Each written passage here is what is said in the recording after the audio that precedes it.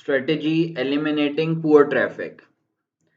Create two custom audiences, people who viewed content but did not add to cart and initiate checkout. Basically, the remaining custom audience is people who viewed content on the website but did not take any significant action. ठीक है, सबसे पहले हम लोग custom audiences के अंदर जाएंगे। जैसे हम लोग कस्टम ऑडियंस बिल्ड करते हैं, ऑडियंसेस के अंदर जाएंगे और बिजनेस मैनेजर के अंदर ऑडियंसेस के अंदर, then we will go to custom audiences और वहां पे हम लोग कस्टम ऑडियंस क्रिएट करेंगे, इंक्लूड करेंगे व्यूड कंटेंट को कि व्यू कंटेंट किया हो, और एक्सक्लूड करेंगे ऐड टू कार्ट को, और एक्सक्लूड करेंगे इनिशिएट चेकआउट को। तो जब हमने व्यूड कंटेंट इंक्लूड करके इन दोनों को एक्सक्लूड कर दिया, अब वही ऑडियंस रह गई है जिसने सिर्फ कंटेंट व्यू किया था लेकिन कोई सिग्निफिकेंट वेबसाइट के ऊपर एक्शन नहीं लिया। तो ये एक कस्टम ऑडियंस हमने क्रिएट की है। दूसरी जो कस्टम ऑडियंस हमने क्रिएट करनी है, people who added payment info but did not purchase. ठीक है, हम लोग वही कस्टम ऑडियंस बनाएंगे जिन लोगों ने पेमेंट इन्फो ऐड की, ठीक है, और एक्सक्लूड कर देंगे उन लोगों को जिन लोगों ने परचेज हमसे कर ली है।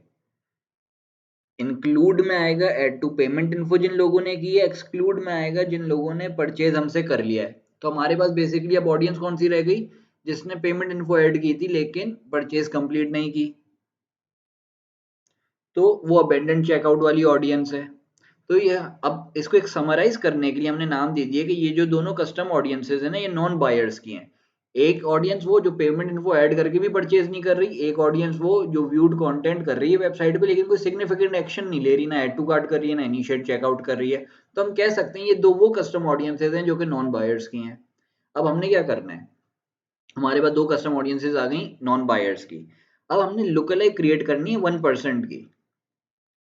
इन दोनों कस्टम ऑडियंसेस की हम लोग लुक अलाइक क्रिएट करेंगे एट 1%। तो पाकिस्तान में जो 1% का जो साइज है वो अराउंड 5 से 6 लाख का आता है। तो हमने दो कस्टम ऑडियंसेस यहाँ पे क्रिएट कर दी 1% की अपने नॉन बायर्स की, उन लोगों की जिनका बिहेवियर, अब ये वो 1% लोग हैं बेसिकली। 5 लाख तो लोग हैं, ये मतलब कि एक 5 लाख इसकी जो हमने ऑडियंस बनाई है, ये वो 5 लाख लोगों की ऑडियंस फेसबुक ने बना कर दे दी है हमें, जिनके अंदर, उस ऑडियंस के अंदर वो लोग हैं जो कि आपकी वेबसाइट्स के ऊपर तो जाएंगे लेकिन सिग्निफिकेंट एक्शन नहीं लेंगे।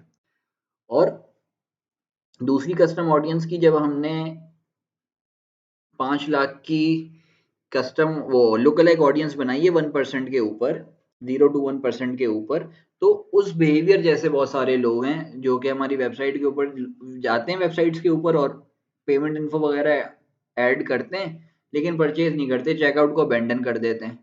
अब हमने करना क्या है, अब जैसे कि हम लोग exclude both the lookalike audiences from your ad set and enjoy quality traffic that will come to your website. This will decrease your cost per purchase and increase ROS.